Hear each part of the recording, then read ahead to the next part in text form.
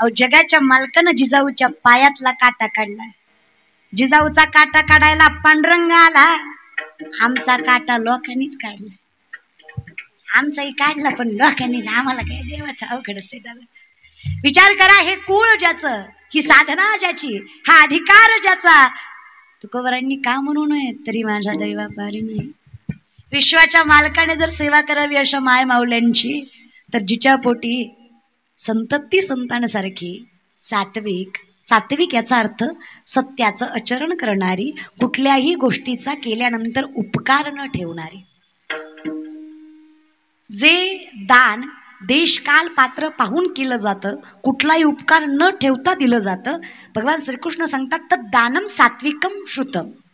अगदी तसं सात्विक व्यक्ती त्याला म्हणावं जो करतो पण मी केलंय असं म्हणत. पण जगात तसं आहे का? आपल्यात करत्यात कमी, सांगत्यात जास्त. आख्या कोरोनात किलोभर तांदूळ दिला पण फेसबुक जाम केला. अरे तू दिला कशाला? जरी स्वधर्मात होते जिजे मिळे आपण याते, ते दिजे बहुते सन्मान योगे. पण बोभाट आहे ना आपल्याकडं. कोटीचा बंगला, बंगल्यावर नाव मातृपितृ छाया. घरी गेल्यावर कळलं मातृ वाट्यावर पितृ वाट्यावर छाया खाट्यावर. राग लागू तुझ्या बंगल्याला, तू लिहितो कशाला? विनंती आहे. मग जे करतात पण उपकार ठेवत होती जे सात्विक. का झाले? धन्य माता पिता. काय मिळालं? तयाचा हरिक. काय केलं? अखंड चिंतन. अधिकार काय? तरी माझ्या दैवा. काय ताकद बघा ना माणसांची. विचार करा, कुस जिजाऊ सारखी, संस्कार शहाजीराजांसारखे पुत्र छत्रपतीच जन्माला येणार हो. अधिकार आहे ना. काय? धन्य माता पिता तयाची, धन्य माता पिता तयाची, धन्यवाद पिता दयाजी,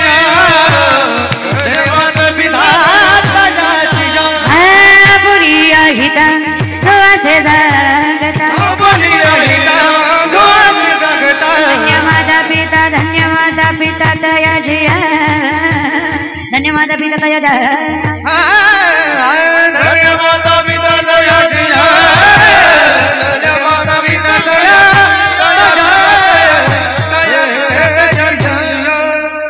ज्या चोखोबाला माणसांनी पंढरीची पायरी चढू दिली नाही, आज चोखोबाचं दर्शन घेतल्याशिवाय पंढरीच्या मालकाची पायरी चढली जात नाही.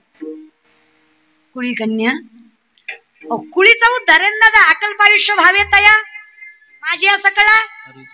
दासत्व स्वीकारायचं ना, फक्त माळकरी व्हायचं ना दादा. माळ घातली की मरत नाही. खरे बघता काय मरत नाही. ते म्हण काय बोलत्या का ताई, माझ्या डोळ्यात देखत किती पेटली, काय मरत नाही म्हणता. मी कुठे म्हणलं मरत नाही, मी फक्त म्हणलं मरत नाही. मरत नाही म्हणजे मरत नाही म्हणजे मरत नाही असं मरत नाही. मरत नाही म्हणजे मरत नाही असं मरत नाही असं मरत नाही. सोप आहे, तुम्ही नका लय डोकं लावू महाराज बरं का. मरत नाही याचा अर्थ मरत, पण ज्याच्या गळ्यात तुळशीची माळ आहे तो व्यक्ती कधी आपत्कालीन मरणाने मरत नाही. हे सत्य तुम्ही स्वीकारावंच लागलं. तो मरतो पण कसा? लल्लाटी जे लिहिले न पुसेगा. तो नियतकालीन मरणानच मरतो आणि त्याला न्यायला काळ नाही. वाड वेळ झाला उभा वैकुंठा श्रीरंग. अहो तुळशीच्या माळेचं पाणी अंगावर पडलं ना तर त्रैलोक्यातल्या प्रत्येक तीर्थाचं स्नान केल्याचं पुण्य भेटतं. ज्याच्या गळ्यात तुळशीची माळ आहे तो रोज प्रत्येक तीर्थाचं स्नान करतो. ज्याच्या कपाळाला गंध, ज्याच्या कपाळाला बुक्का, ज्याच्या कपाळाला कुंकू, ज्याच्या कपाळाला चंदन, ज्याच्या कपाळाला अहो गुलाल लावा, भांडारा लावा, काय बी लावा पण लावा. तुम्ही शिर्डी भागातले माणसं ते चंदन लावता, फार गोड वाटतं बघा दादा, छान मस्त. आणि खरं सांगू का, जिथे मन शुद्ध आहे ना, तुका म्हणे चित्त करा रे निर्मळ येऊनी गोपाळ. नाही पंढरपूरला जाता आलं तरी हरकत नाही. अहो बाबांच्या चरणावर मस्तक ठेवलं तरी पांडुरंगाचंच दर्शन झाल्यासारखं आहे. अधिकार तेवढाच आहे ना. फार भाग्यवान माणसं आहे तुम्ही, संतांच्या चरणाशी राहता. अहो हाक मारलं तरी बाबाला ऐकू जाईल इतक्या जवळ गाव आहेत तुमची. कौतुक. आम्हाला नवल वाटतं जर आम्हाला कधी कीर्तन करण्याची सेवा प्राप्त झाली तर.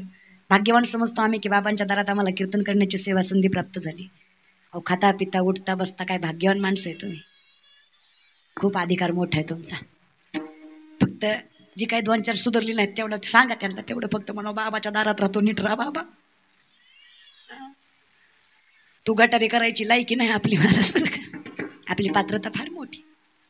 सुपारीच्या खंडाचं व्यसन नव्हतं माझ्या राजाला. लोक वेडी नाहीत रे. अरे इथं बाप मिळाला तरी बापाचा फोटो घरात लागला जाईल याची खात्री नाहीये. बाप मिळाला तरी बापाचा फोटो घरात लागेल याची खात्री नाही. काय व्यक्तिमत्व असेल त्या राजाचं. आज प्रत्येक चौकात चौकात माणसं पुतळा उभा करतात. काय व्यक्तिमत्व असेल. वेडी नाहीत माणसं. काहीतरी केलं असेल की नाही. अहो केलं पण उपकार ठेवला. कायम सांगितलं हिंदवी स्वराज्य कुठल्या एका राजाचं नाही, कुठल्या छत्रपतीचं नाही, कुठल्या शिवरायांचं नाही. हिंदवी स्वराज्य रयतेचं आहे, रयतेचं असणार आणि रयतेचंच राहणार. याच्यामुळं राजा पुतळा चौकात चौकात आहे. कळतंय. उपकार नाही होती जे काय अधिकार. लहानपणापासून रे दादा अंगावर काटा येतो इतिहासाचा विचार केला तर. 17 वर्षाचे शिवराय, 17 वर्षाचे. नुकतंच शिक्षण पूर्ण करून पुण्याला परतलेले. मासाबांच्या डोळ्यात पाणी दिसलं. राजांनी विचारलं काय झालं आऊसाहेब, काय रडताय, काय झालं आऊसाहेब, काय रडताय, सहन होत नाही तुमच्या डोळ्यातलं पाणी. आऊसाहेबांनी सांगावं. काय सांगावं राज. हिंदवी स्वराज्याचं स्वप्न बघणारी माता पण डोळ्यानं हे बघावं लागेल असं वाटलं नव्हतं. काय झालं राज. अहो ज्या मातीत आई बहीण सुरक्षित नाही त्या मातीला हिंदवी स्वराज्य कसं करणार आहात तुम्ही. अहो झालं काय आऊसाहेब. अहो आपलाच माणूस, आपल्याच जातीतला, आपल्याच धर्मातला, आपल्याच पंथातला, रांजाचा पाटील नावाचा पाटील दिवसा ढवळा पोरगी उचलली, आबरूची माती गेली, वही ढकलून दिला राज. 17 वर्षाचं तरण बांड पोरग अहो न्याय शास्त्र हातात घेतं आणि सांगता आना त्या रांजाच्या पाटलाला उभा करा माझ्या समोर. अरे सांगा त्याला माझी आई बहीण देवी प्रमाणे आहे. 17 वर्षाचे शिवराय सांगतात माझ्या डोळ्यात देखत त्याचे हात पाय कलम करा आणि जिवंत वेशीवर टांगा. का तर येणा जाणारा प्रत्येकाला कळावं माणूस माझा असला काय आणि परका असला काय. जो आई बहिणीवर वाईट नजर टाकेल हा शिवबा त्याचा रांजाचा पाटील केल्याशिवाय सोडला नाही. हे व्यवस्थापन त्या राजाचं होतं. म्हणून शिवशाहीत माय बहीण सुरक्षित होती, स्वाभिमानाने जगायची. आज तेच शिवाजी महाराज की जय म्हणणारे पोरं 4 चौकात बसतात. हिकून आली बघ, तिकून गेली बघ, माझी आली बघ, तुझी गेली बघ, गोरी दिसली गालात असली माझीच आहे, तुझ्या बापाची पेंड आहे. शिवराय समजून घ्या दादा. शाहिस्तेखानाच्या लाल महाला चालल्या. शाहिस्तेखानाच्या बहिणीची पोरगी कुठेतरी लपली. बायको पळत पळत आली शाहिस्तेखानाची. जहापना जहापना जहापना मुझे लगता है शिवा के मावलों ने बदले की आग में लड़की उठा ली. शाहिस्तेखान शत्रु है पण बायकोला सांगतो बेगम जबान को लगाम दे, बेगम जबान को लगाम दे. शिवा के मावले है वो. लड़की की तरफ आंख उठा के देखे, ऐसा हो नहीं सकता. क्या बोल रहे हो जहाँपना, शत्रु है वो आपका. आपने उनकी लड़कियां उठाई, बहू बेटियों को गलत नजर से देखा, इज्जत तक लूटी, तो क्या वो हमारी बेटी नहीं उठा सकते. मुमकिन नहीं. वो शिवा है. हमारी जिंदगी जीना मुश्किल कर देगा, हमारी सल्तनत, हमारा रुतबा, हमारा नाम छीन लेगा. ये अल्लाह भी नहीं मानेगा कि छत्रपति शिवा लड़की की तरफ आंख उठाकर भी गलत नजर से देखेगा. शत्रूलाही विश्वास वाटावा एवढं पवित्र चारित्र्य होतं माझ्या राजाचं. म्हणून हिंदवी स्वराज्य भटकलं. हे अतिशोक्ती नाहीये. आदर्श पुत्र, आदर्श राजा, सावध नेता, हिकमत लढवय्या, धाडसी वीर, मुत्सुदी भाषासुदी पुरस्कर्ता, धर्मतरांना शुद्ध करून स्वधर्मात घेणारे धर्मसुधारक, चारित्र्य संपन्न नेता, अशा शिवरायांच्या व्यक्तिमत्वाचे किती पैलू सांगायचे.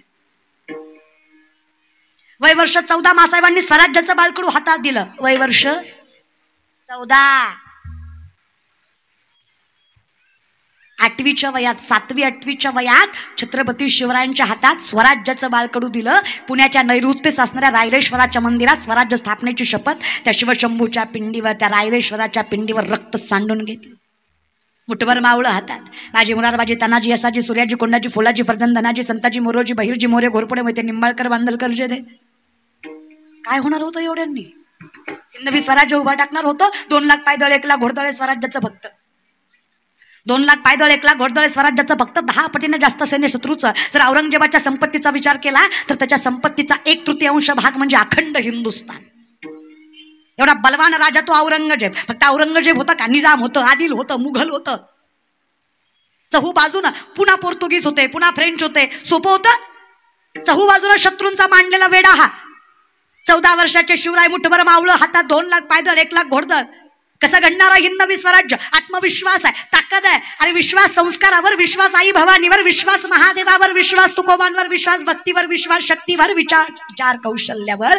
त्या माझ्या शिवरायानं 40 वर्षाच्या आत 260 पेक्षा जास्त किल्ले शत्रूच्या नाकावर टिचून हस्तगत केले. हा इतिहास या हिंदवी स्वराज्याचा. त्याचे वारसदार आहे आपण. करा विचार. व्यापारात अपयश आलं म्हणून सोडायचं का. हॉटेल चाललं नाही म्हणून बंद पाडायचं का? मार्क कमी पडले म्हणून विषय बदलायचे का? आणि कोणी 4 बोलले म्हणून परमार्थ सोडायचं का? 4 पोरं म्हणले माळकरी बुवा झाला तू, हे ना माळच काढली. असं चालत नाही दादा. तुका म्हणे नाही चालत तातडी प्राप्त काळ घडी आल्या विना. वेळ सांभाळावी लागते, त्याच्याशिवाय वेळ चांगली येत नाही. काय कमी रे आपल्या पोरांमध्ये? अरे कौतुक आहे मला, महाराष्ट्रातली पोरं लय चांगली आहेत. लोक म्हणतात वाया गेली. अरे बाकीचे देश बघा आणि माझा देश बघा. आजही शेतकऱ्याचं पोरग बापाच्या फाटलेल्या धोत्राची नाईच्या फाटलेल्या पदराची जाण ठेवतं. अरे मरमर मरतं, पळपळ पळतं करायचं तेवढं कष्ट करतं. अरे लोकांच्या हाताखाली कामं करतं. वेळ पडली तर लाज बाळगत नाही. छोटा मोठा स्वतःचा व्यवसाय टाकतं. दुपारपर्यंत कॉलेज करतं, दुपारनंतर लोकांच्या घरी कामाला जातं, लोकांच्या हाताखाली कामं करतं. अरे कुणाच्या तरी दुकानावर, कुणाच्या तरी शेतात, कुणाच्या तरी बांधकामावर करतं कष्ट पोरग. कुणाच्या गाडीवर राहतं, नाही लाज बाळगत. ड्रायव्हर होतं, चालक होतं, काही होतं, तरी कष्ट करतं, अभ्यास करतं. आणि जेव्हा ते पोरग खुर्चीवर बसून सह्या करतं, त्याच्या फाटक्या शर्टातला बाप जगातला सगळ्यात श्रीमंत व्यक्ती असतो. हा महाराष्ट्र आहे माझा. जिथं वरातीत नाचणारी पोरं या महाराष्ट्रात आहेत, त्याच महाराष्ट्रात कीर्तनात टाळ घेऊन उभारणारे सुद्धा पोरं आहेत. सगळेच वाईट नाही आहेत. जिथे शिवजयंती डीजेच्या जोरावर साजरी केली जाते, तिथे शिवजयंती विचारधनावरही साजरी केलीच जाते की. सगळ्याच निगेटिव्ह बाजू बघून चालत नाही. कळतं पोरांना. धर्मासाठी देह घाण टाकतात पोरं आजकालची. नाही करत विचार कुठल्या गोष्टीचा. आता 2-4 असतात नासके कांदे, त्याला आपण काय करणार? पण या 2-4मुळेच इतिहासाला कलंक लागतो. शंभूराजांच्या काळात हेच 2-4मुळे शंभूराजांना मुघलांच्या हाती जावं लागलं. नाहीतर विचार करा, तर शंभूराजांचं विचार कौशल्य जर तुम्ही विचार केलं तर शिवरायांच्या निधनानंतर औरंगजेबाला वाटलं इनका तो मसीहा गया विनको कौन वाली है, इनका तो मसीहा गया विनको कौन वाली है, देखते हैं किसके किसके किसके मुंह पर इतना गुरूर करेंगे. कुछ दिन की बात है, दक्कन पैरों के नीचे होगा. असं स्वप्न बघणारा औरंगजेब 9 वर्ष लढत होता. 1-2 दिवस नाही, 1-2 महिने नाही, 1-2 वर्ष नाही, किती 9 वर्ष लढत होता. दादा रक्त ऐका आपलं. शंभूराजे 9 वर्ष लढत होते. मुघल 9 वर्ष शंभूराजांना हारवायचा प्रयत्न करत होते, पण एकही गड किल्ला 9 वर्षात माझ्या शंभूराजांना मुघलांच्या हाती लागू दिला नाही. हे ताकद माझ्या शंभूराजात होती. ते शंभूराजे मुघलांच्या हाती लागलेच कसे? आजच्या सारख्या कोणीतरी 4 चौघांनी तवाई 1000-2000 मतदान केली म्हणून आमच्या पदरात गलती पडली, हा ना. सई ना अंगठा मारतो त्याला साहेब केला. 26 जानेवारीला साहेबाला बोलवलं, झेंडा वंदन आहे. साहेब हे करून उभं राहिला. मास्तर म्हणला साहेब झेंड्याची दुरी वडा. साहेबांना अशी दुरी वडली, झेंडा खाली साहेब वर गेला. लोक म्हणले राष्ट्रध्वज चुकला काय की. बरं कळत नाही असं आहे का? कळतं रे दादा. पण सत्तेपुढे शहाणपण चालत नाही. कळत नाही आपण लाचारी करतोय, कळत नाही. अरे स्वाभिमानाची शिळी भाकरी सुद्धा लाचारीच्या पुरणपोळीपेक्षा जास्त चव देते, हे कायम लक्षात ठेवा. स्वाभिमानानं जगत जा. आमची पोरं क्वाटरीसाठी कोंबडीसाठी साहेब साहेब साहेब साहेब माझा बाप आहे, तुझं पेट येऊ. मग आता तर जवळच आला, आताच आचारसंहिता लागली, आता निस्ती उड्या मारणार. दादा राजकारण करा, काहीच दुमत नाहीये माझं त्याच्यात. तुम्ही नाही करायचं तर कुणी करायचं? तरुणांनी बिनधास्त राजकारण करा. तुमच्यासारखी पोरं उतरली पाहिजे या महाराष्ट्राच्या राजकारणात. हे गढूळ पाणी स्वच्छ करायची ताकद आहे तुमच्यात. पण स्वतःच्या बळावर, स्वतःच्या हिमतीवर, स्वतःच्या कर्तृत्वावर, स्वतःच्या कार्यावर. आपल्याला साहेबाचं नाव घेऊन काम नाही झालं पाहिजे, आपलं नाव घेऊन साहेबाची कामं झाली पाहिजे. त्यांना कळलं पाहिजे, जाण राहिली पाहिजे.